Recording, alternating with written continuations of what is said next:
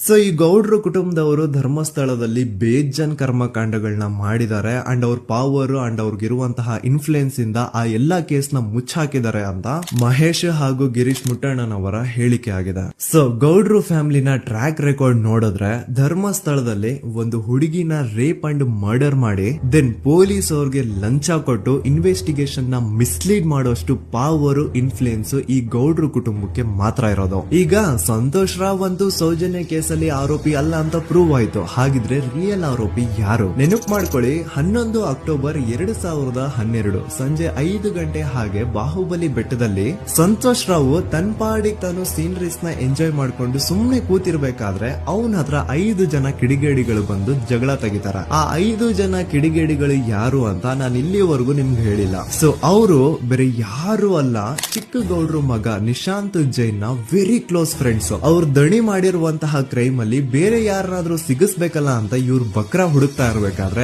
ಆಗ ಇವ್ರಿಗೆ ಸಿಗೋದೆ ಸಂತೋಷ್ ರಾವ್. ಅಗೇನ್ ಇನ್ನೊಂದು ಎಂತ ಕೋಇನ್ಸಿಡೆನ್ಸ್ ನೋಡಿ, ಸಂತೋಷ್ ರಾವ್ ಸೌಜನ್ಯ ಕೇಸಲ್ಲಿ ಅರೆಸ್ಟ್ ಆದ ನಂತರ ಚಿಕ್ಕ ಗೌಡ್ರು ಮಗ ನಿಶಾಂತ್ ಜೈನ್ ದೇಶನೇ ಬಿಟ್ಟು ಹೋಗ್ಬಿಡ್ತಾನ. ಈ ಕೇಸಲ್ಲಿ ಚಿಕ್ಕ ಗೌಡ್ರು ಮಗ ಇನ್ವಾಲ್ವ್ಮೆಂಟ್ ಇದೆ ಅಂತ ಯಾರಿಗೂ ಡೌಟೇ ಬರ್ತಾ ಇರ್ಲಿಲ್ಲ. ಡೌಟ್ ಯಾವಾಗ ಬಂತು ಅಂದ್ರೆ ಆ 5 ಜನ ಕಿಡಿಗೇಡಿಗಳು ಯಾರು ಸಂತೋಷ್ ನ ಈ ಒಂದು ಕೇಸಲ್ಲಿ ಸಿಗಾಕ್ಸಿದ್ರು ಆ 5 ಜನರಲ್ಲಿ ಒಬ್ಬ ರವಿ ಪೂಜಾರಿ ಅಂತಾನು ಇರ್ತಾನೆ.